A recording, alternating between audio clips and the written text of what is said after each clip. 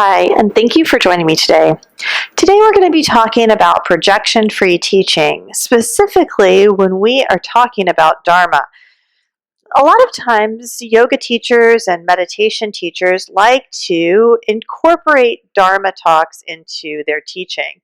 And where these have a lot of value, there's also a danger in incorporating Dharma talks into your teaching. Dharma is your path. It is your experience in this life through the lens of your karmic duality.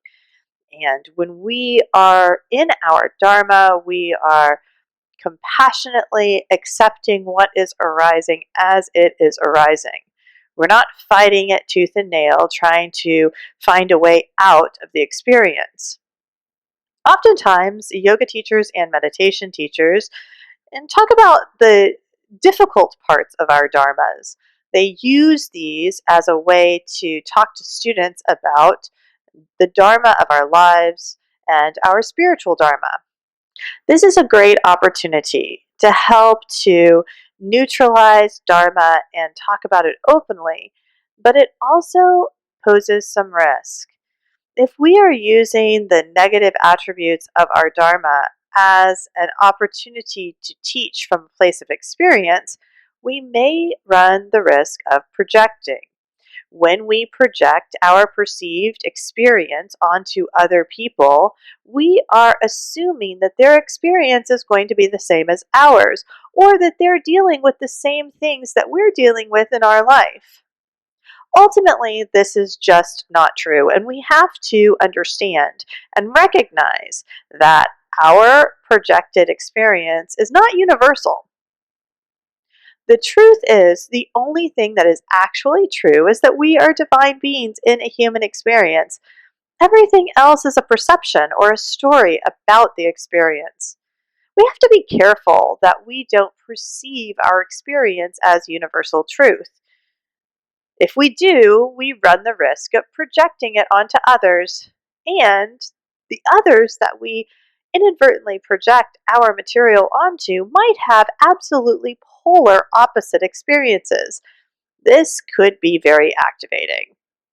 If we really want our students to walk away with a deeper understanding of Dharma and Karma, we can remember to come clean to our students, projection free, using neutral examples of the way that we all are called back to center by bringing our awareness back to the present moment. Regardless of what my Dharma is in life, the tendency for human beings to move in and out of the past and the future is 100% universal. We all have a tendency to move into an anxious place of fear or to move into a depressive place of rumination. When we can identify that this is a common human experience and it really infiltrates all of our dharmas, then we can come back to a place of neutrality and stillness and balance. One of the greatest gifts that we can give our students is a projection-free container to explore their practice. As you begin to develop experience as a teacher, notice when there's a tendency to turn a situation around to focus on yourself, even if it's inadvertent. You might be in a conversation with a colleague or a friend or even a student hearing about something going on in their life. Notice when the unconscious ego wants to grab a hold of that experience and turn it back around onto you. This is one way that you can tell that there's projection going on. Notice if you theme an entire class or lesson around an experience that you've had to work with. Is there any way that you can depersonalize that experience or perhaps neutralize it slightly so that it's applicable to more people than just you? These are some of the ways that we ensure that we are coming clean to our students and that we maintain a projection-free teaching style. I hope this has been helpful. Remember, students have enough material on their own. They don't need to try to make sense of our material.